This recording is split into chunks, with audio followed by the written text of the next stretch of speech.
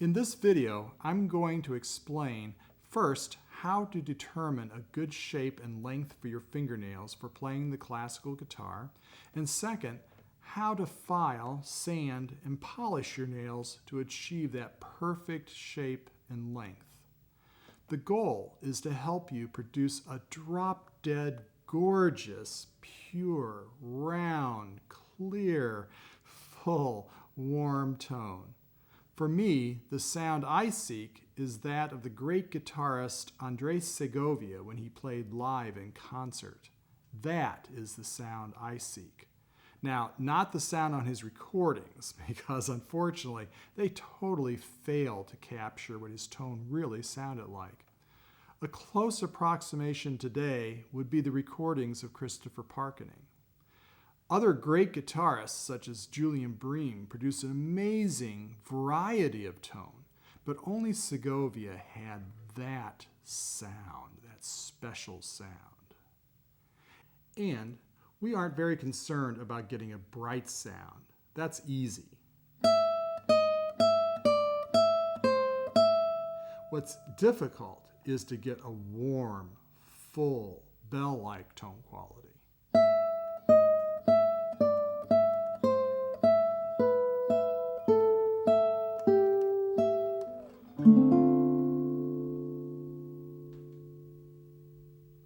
One of the most important elements in producing a good tone is to have a clear concept of that tone in your inner ear. So, to form a concept of a beautiful tone, listen to guitarists whose tone you love.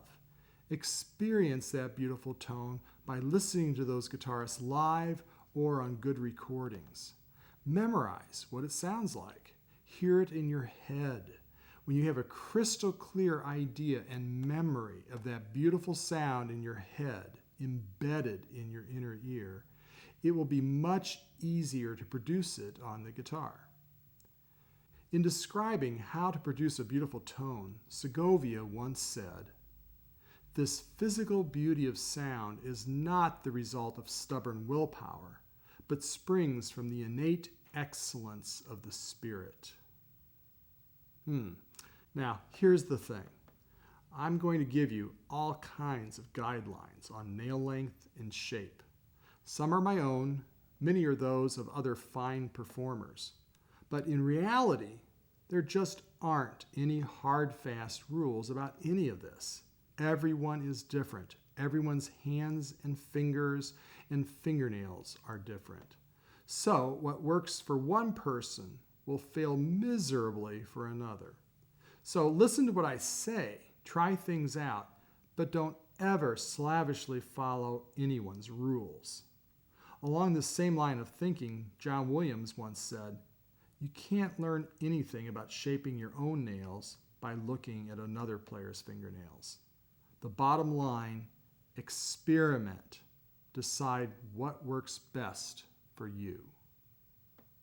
First, let's talk about nail length. We don't want them any longer than necessary. The longer the nail is, the greater the probability of breaking it in everyday activities. The nail needs to be long enough to provide the right amount of resistance to the string and provide a good tactile sense of the string at high speed, but not catch on the string. The nail must go through the string easily. A common rule, and remember, be very suspicious of rules, is that the nails should extend about 1/16 of an inch above the flesh when seen from the string's view. Just like that. But in real life, you'll find excellent players with nails that are barely visible to 1/8 of an inch beyond the fingertip. You've got to experiment. Decide what works best for you. And remember, don't look at your nails from above. You'll note my nails look really long from above, but that doesn't matter. It's how the string sees the nail that's important. Another test often cited is to hold the fingertip at a right angle to the flat surface of a nail file. The nail and flesh of the fingertip should touch the file at about the same time. Now, if you look at mine, my nail, according to this test, is a bit long. It should, when you touch, supposedly, touch the nail and the skin at the same time like that, but I'm not at 90 degrees right now. If I'm at 90 degrees, it shows that it's a bit long. But looking at the strings view, as I demonstrated a while ago, that fingernail does extend about 1/16 of an inch beyond the fingertip, which is, of course, the other rule. So you can try this test for fun, but will it give you your optimum nail length? Well, probably not. Many people maintain that up to a point, the shorter the nail, the faster you can play. It takes a long fingernail longer to traverse a string, but longer nails can produce a more beautiful tone. I know that each of my fingernails has a minimum length. If I file it shorter, the tone deteriorates. But if the nails are too long, extraneous clicks and other noise are likely to be introduced. What to do? Again, you experiment. Decide what works best for you. However, I have to say that as a professional, I tend to go slightly longer than short. I know that heavy practice, especially of passages where the fingers play on the wound bass strings, will wear my nails down. Also, as Christopher Parkening has pointed out, on stage under the hot lights, fingertips actually swell, and that actually causes one to feel that the nails are suddenly a bit short. To prevent that disconcerting feeling, growing the nails a bit longer is helpful for confidence.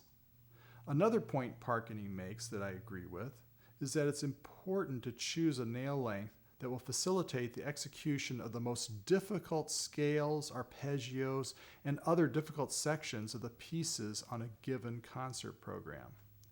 Again, I can't say it enough, experiment. Decide what works best for you. Some players recommend that the A finger should be slightly longer than M, and M slightly longer than I.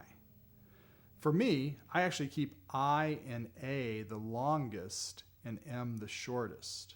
Once again, experiment, decide what works best for you. I believe in keeping measurements of your fingernails. I'm kind of a fanatic about this. I measure mine from the center of the nail, from the quick out to the tip, like that. So my M fingernail right now is just over 2 millimeters. I actually usually keep about 2.5 millimeters. It's a little bit worn. My A finger, let's just put it here. I usually keep about 3 millimeters, and that's about where it is. My index finger is worn down a little bit. I usually keep it at 3 millimeters as well. But right now it's a little over 2, maybe 2.5 there. So the reason I do this, it allows me to keep the length consistent, or if I want to experiment with different lengths, I can keep track of what works and what doesn't. I've never heard of anyone else who does this, so I may be an oddball here. But again, I repeat, experiment. Decide what works best for you. There are exceptions to everything I'm telling you. Everyone's nails are different.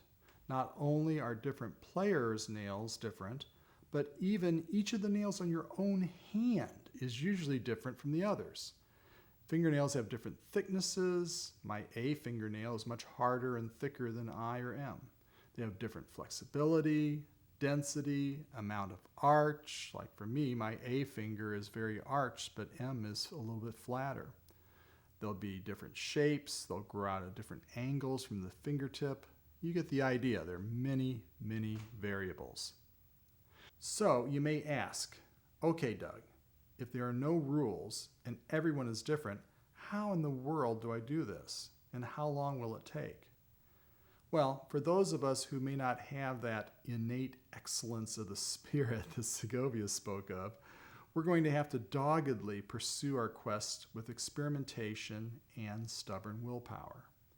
What I'm telling you is that it will take months, or more likely years, to find just the right nail length and shape, or a range of nail lengths and shapes that will work for you in various situations and repertoire. For example, say you decide to begin with a nail length of 1/16 inch. That's about 1.5 millimeters. Well, you'll also want to try 1 millimeter, 2 millimeters, 2.5 millimeters, even 3 millimeters. Well, it's going to take time to grow the nail to each of those lengths to test. And as your playing improves and you play more technically challenging repertoire, you'll need to retest. That 1.5 millimeter length that might have felt fine for easy and intermediate Carolean source studies may not feel right when you start learning leyenda or recuerdos de la Alhambra. And then you'll want to test different nail shapes. Well, every time you finish one experiment, you will have to wait for the nail to regrow so you can reshape it for a new experiment. It takes time. Plus, your ear will improve. You'll realize you're much more sensitive and able to judge nuances of your tone quality now than you were 3 years ago. So you'll want to retest some of those old assumptions. That takes more time. Because there are so many variables, because the experimentation takes a lot of time, any claims that there is a way to file your nails that always works to produce that drop-dead gorgeous tone is totally bogus.